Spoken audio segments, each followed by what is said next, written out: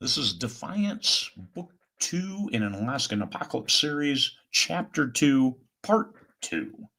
I'm reading this as I go, but this is also editing as I go, so you can see the process, hear me as I go live, and read through the next part of Chapter 2. Call me Cory. Give it to me straight, then tell me what I can do to help. Bad oil. The power plant is going to be down for a while until the burner's cool enough to clean them out. We've lost a lot of oil that's tainted. We'll have to load it back on train cars sent south for disposal. This is going to cost a fortune. You weren't kidding. That is bad news. How much oil did we lose? The main tank was polluted with detergent. Must have come in on a tanker and got pumped directly into the tank. We have the smaller generators and are working the interties to boost what's available.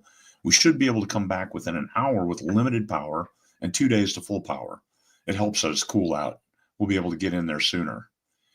Do what you need. What can I do to help? Get on the blower and let the city know we've been sabotaged. That wasn't what he'd said. It had sounded like an accident to me. Who said anything about sabotage? They would have had to make the detergent look like oil or spread it through a few cars. There's no way it could have happened accidentally. Someone wanted to put us out of business. Thank goodness the system went down before permanent damages to the burners and pipes. It'll take a bit to flush it, and then there's going to be a mess. We'll need every tanker in town to queue up and be ready to receive the flushed oil and detergent.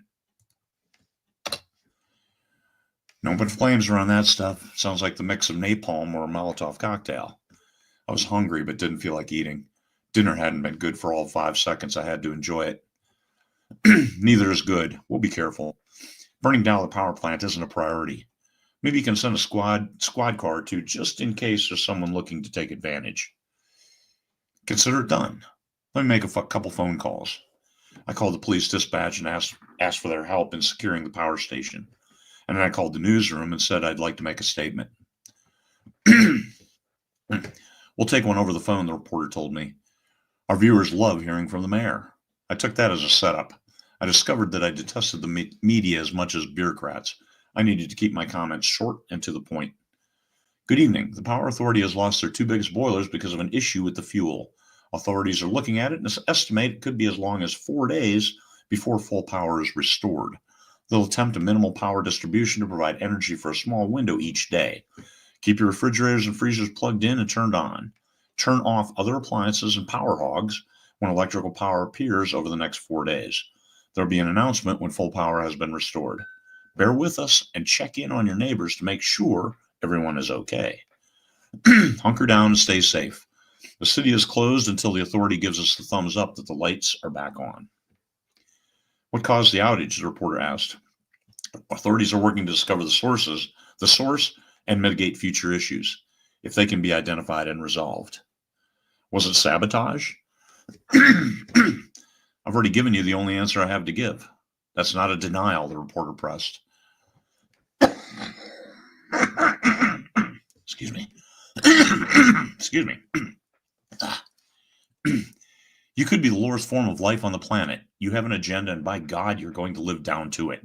No matter where the facts take you or the lack of facts lead you to anything but your wild speculation. How do you sleep at night?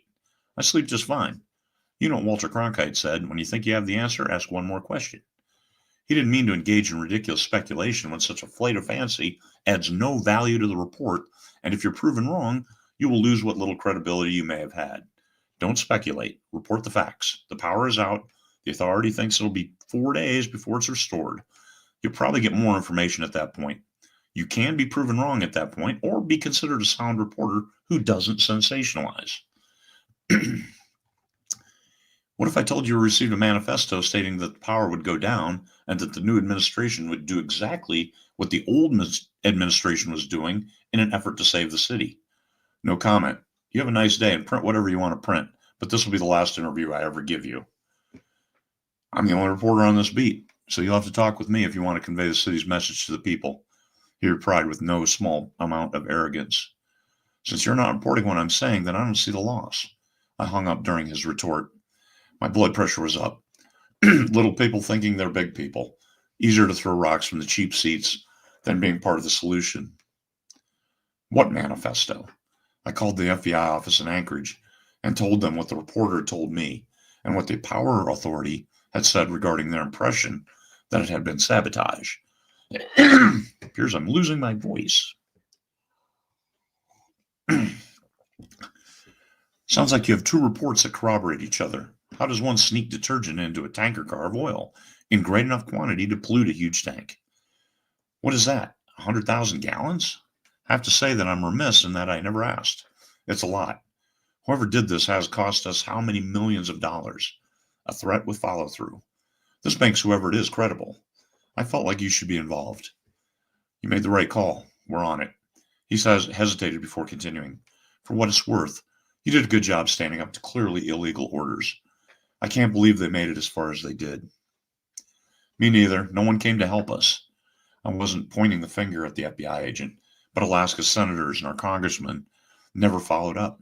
Calls to them had been lost. The second largest city in the state was under attack, and no one did anything.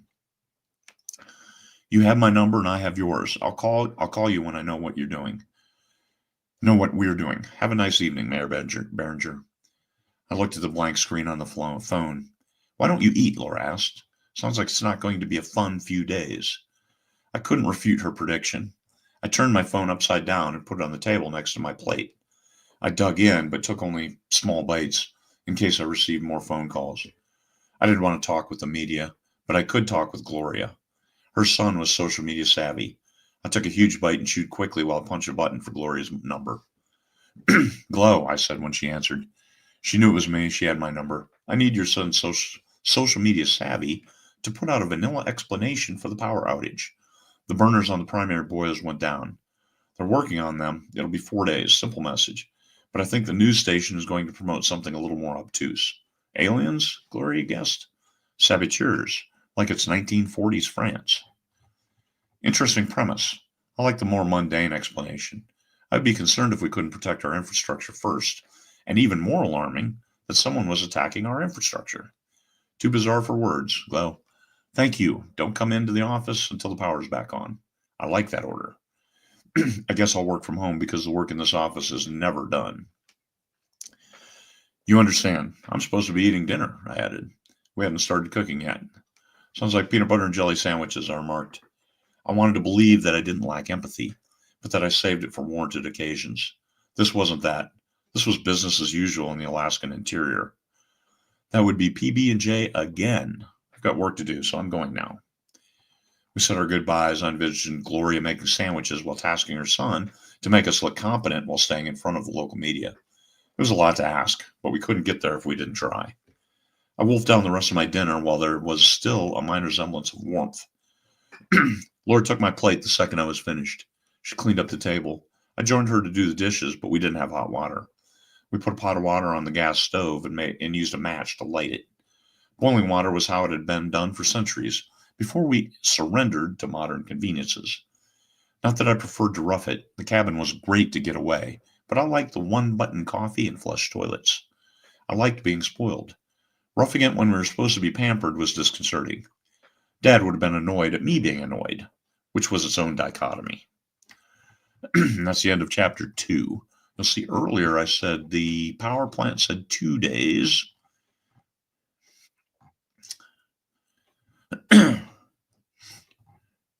And then I consistently said 4 days. So let me make it 4 days up front with a note that he'll be able to get it done sooner. So let's add in that safety margin, get that fixed, and then move on.